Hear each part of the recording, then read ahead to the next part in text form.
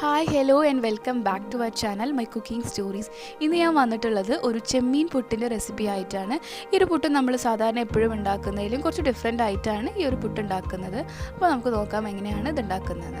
അപ്പോൾ അതിന് വേണ്ടി ഞാനിപ്പോൾ ഒരു 10 ചെമ്മീനാണ് എടുത്തിട്ടുള്ളത്. ഇത് കുറച്ച് വലിയ ചെമ്മീനാണ്. അപ്പോൾ നന്നായിട്ട് ക്ലീൻ ചെയ്ത് എടുത്തിട്ടുണ്ട്. ഇനി നമുക്കിത് ഫ്രൈ ചെയ്യാൻ വേണ്ടി കുറച്ച് മഞ്ഞൾപ്പൊടിയും അതുപോലെ 1 ടീസ്പൂൺ മുളക് പൊടിയും ഇട്ട് കൊടുക്കാം. എന്നിട്ട് ആവശ്യത്തിനുള്ള ഉപ്പും ചേർത്തിട്ട് ഒന്ന് മാരിനേറ്റ് ചെയ്ത് വെക്കാം.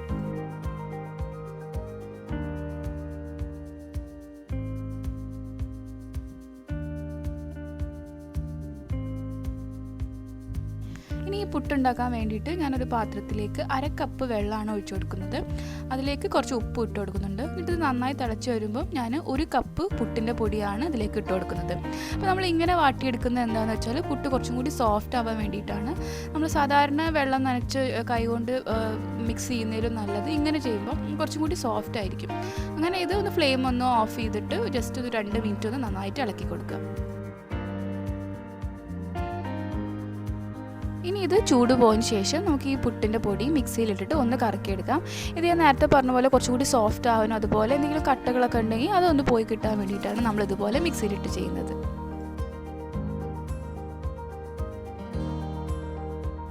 അപ്പോൾ ഞാനിത് മിക്സിയിലിട്ട് ജസ്റ്റ് ഒന്ന് കറക്കിയിട്ടേ ഉള്ളൂ. അപ്പോൾ നിങ്ങൾക്ക് കാണാം ഇതിൽ അങ്ങനെ കട്ടകളൊന്നുമില്ല, നല്ല സോഫ്റ്റ് ആയിട്ടാണ് ഈ ഒരു പൊടി ഉള്ളത്.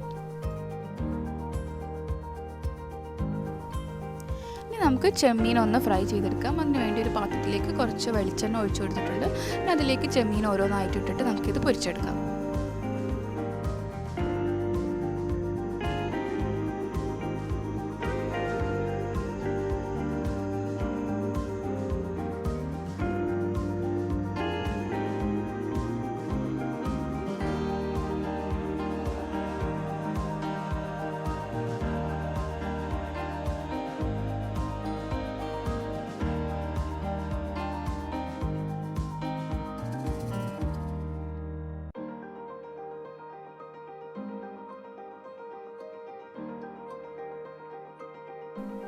ഈ ചെമ്മീൻ ഇനി അധിക നേരം ഇങ്ങനെ മൊരിച്ചെടുക്കേണ്ട ആവശ്യമൊന്നുമില്ല. അപ്പോൾ ചെമ്മീൻ ആയതുകൊണ്ട് തന്നെ ഇത് പെട്ടെന്ന് ഇത് കുക്കായി കിട്ടും.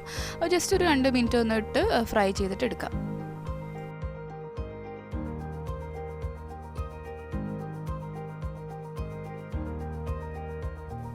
അടുത്ത ഇനി നമുക്ക് ചെമ്മീൻ്റെ മസാല ഉണ്ടാക്കാം. അതിന് വേണ്ടി നമ്മൾ നേരത്തെ ഫ്രൈ ചെയ്ത അതേ പാനിലേക്ക് തന്നെ ഞാൻ കുറച്ചും കൂടി വെളിച്ചെണ്ണ ഒഴിച്ചിട്ടുണ്ട്. അതിലേക്ക് 2 ചെറിയ സവാള അതുപോലെ ചോപ്പ് ചെയ്തത് ഇട്ട് കൊടുക്കാം. ഇനി അത് കുറച്ച് ഉപ്പും കൂടി ഇട്ടിട്ട് നന്നായിട്ടൊന്ന് മിക്സ് ചെയ്യാം.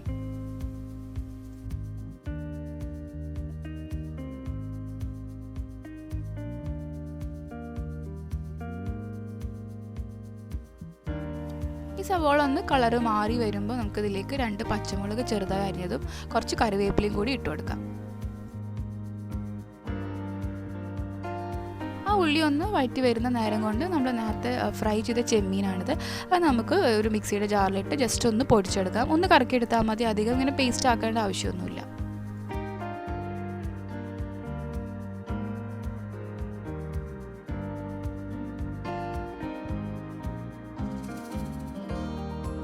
അപ്പോൾ ഈ സവാളയൊക്കെ നന്നായിട്ട് വഴറ്റിയിട്ട് ഇതിൻ്റെ കളറൊക്കെ ഒന്ന് മാറി വരുന്നുണ്ട്.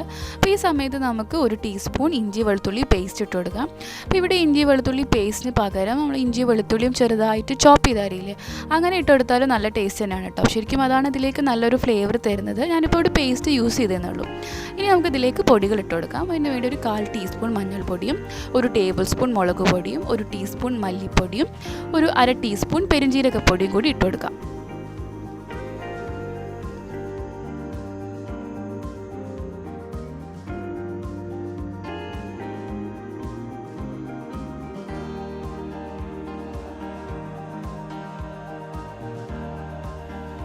ഈ പൊടികളുടെയൊക്കെ ഒരു പച്ചമണം പോയതിന് ശേഷം നമുക്കിതിലേക്ക് ഒരു തക്കാളി ചെറുതായി അരിഞ്ഞത് അതും കൂടി ഇട്ട് കൊടുക്കാം.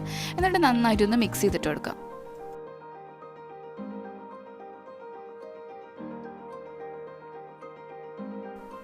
നിങ്ങൾക്ക് ഈ സമയത്ത് വേണമെങ്കിൽ കുറച്ച് മല്ലിയിലയും കൂടി ആഡ് ചെയ്യാം കേട്ടോ. അപ്പോൾ ഞാനിത് മൂടി വെച്ചിട്ട് കുറച്ച് നേരം ഒന്ന് കുക്ക് ചെയ്തെടുക്കുന്നുണ്ട്.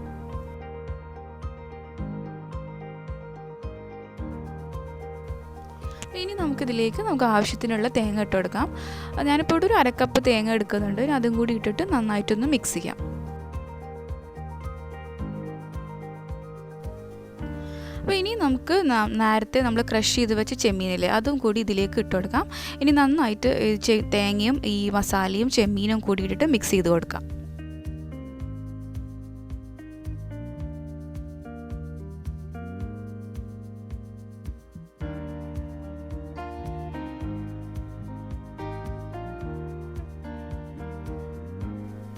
ഇനി അവസാനമായിട്ട് നമ്മൾ നേരത്തെ ഒന്ന് ഗ്രൈൻഡ് ചെയ്ത് വെച്ച പുട്ടിൻ്റെ പൊടിയില്ലേ അതും കൂടി ഇതിലേക്ക് കുറച്ച് കുറച്ചായിട്ട് ഇട്ട് കൊടുക്കാം. എന്നിട്ട് നന്നായിട്ടൊന്ന് മിക്സ് ചെയ്യാം.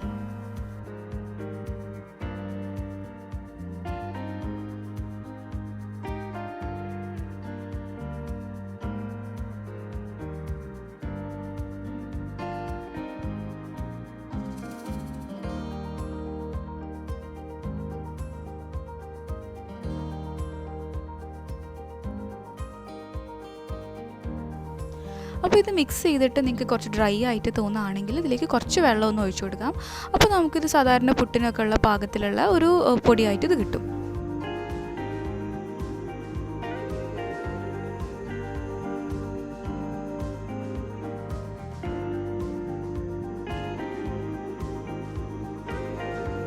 ഞാനിപ്പോൾ ഇവിടെ ചിരട്ടപ്പുട്ടിൻ്റെ പാത്രത്തിലാണ് കേട്ടോ പുട്ട് ഉണ്ടാക്കുന്നത്.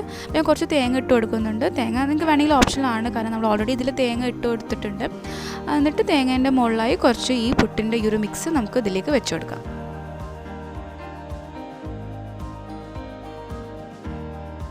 ഇതിൽ നിങ്ങൾ ശ്രദ്ധിച്ചിട്ടുണ്ടാവുമല്ലോ അല്ലേ, നമ്മൾ സാധാരണ ഒരു ചെമ്മീൻ പുട്ടോ അല്ലെങ്കിൽ എന്ത് മസാലപ്പുട്ടോ ഉണ്ടാക്കുമ്പോൾ നമ്മൾ ആദ്യം കുറച്ച് മസാല വെക്കും, പിന്നെ പുട്ടിൻ്റെ പൊടി വെക്കും, അങ്ങനെ നോർമലി ലെയർ ചെയ്തിട്ടാണ് എല്ലാവരും ഉണ്ടാക്കുന്നത്. പക്ഷേ ഇതിൽ നമ്മൾ എല്ലാം കൂടി മിക്സ് ചെയ്തിട്ടാണ് ഈ ഒരു പുട്ട് ഉണ്ടാക്കുന്നത്. അപ്പോൾ അതുകൊണ്ട് തന്നെ നമുക്ക് ഈ ചെമ്മീൻ്റെയും മസാലേൻ്റെയും ഫ്ലേവറൊക്കെ നന്നായിട്ട് ഈ പുട്ടിലേക്കൊക്കെ ഇറങ്ങും. അപ്പോൾ അതുകൊണ്ട് തന്നെ അടിപൊളി ടേസ്റ്റാണ് കേട്ടോ ഇതിന്. അപ്പോൾ ഞാനിത് ചിരട്ടപ്പുട്ട് നമ്മൾ സാധാരണ പുട്ടുണ്ടാക്കുന്ന പോലെ തന്നെ ആവി കയറ്റാൻ വെച്ചിട്ടുണ്ട്. അപ്പോൾ ഇത് നമ്മുടെ ചെമ്മീൻ പുട്ട് ഇവിടെ റെഡി ആയിട്ടുണ്ട്. അപ്പോൾ നിങ്ങളെല്ലാവരും ഈ ഒരു രീതിയിലൊന്ന് ട്രൈ ചെയ്ത് നോക്കണേ. എന്നിട്ട് നിങ്ങളുടെ ഫീഡ്ബാക്ക്സ് എല്ലാം എന്നെ കമൻറ്റ് ബോക്സിൽ പറയാം. അപ്പോൾ നിങ്ങൾക്ക് ഈ വീഡിയോ ഇഷ്ടപ്പെട്ടാൽ ലൈക്ക് ചെയ്യാനും ഷെയർ ചെയ്യാനും മറക്കരുത്. ഇതുവരെ ചാനൽ സബ്സ്ക്രൈബ് ചെയ്തിട്ടില്ലെങ്കിൽ ചാനൽ സബ്സ്ക്രൈബ് ചെയ്യുക. അതോടൊപ്പം തന്നെ ബെൽ ബട്ടൺ പ്രസ് ചെയ്തിട്ട് ഓൾ എന്നുള്ള ഓപ്ഷൻ പ്രസ് ചെയ്യാം.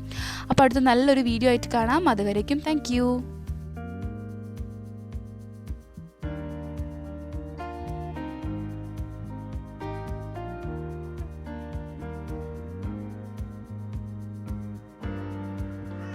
എന്തായാലും ഒന്ന് ടേസ്റ്റ് ചെയ്ത് നോക്കാം.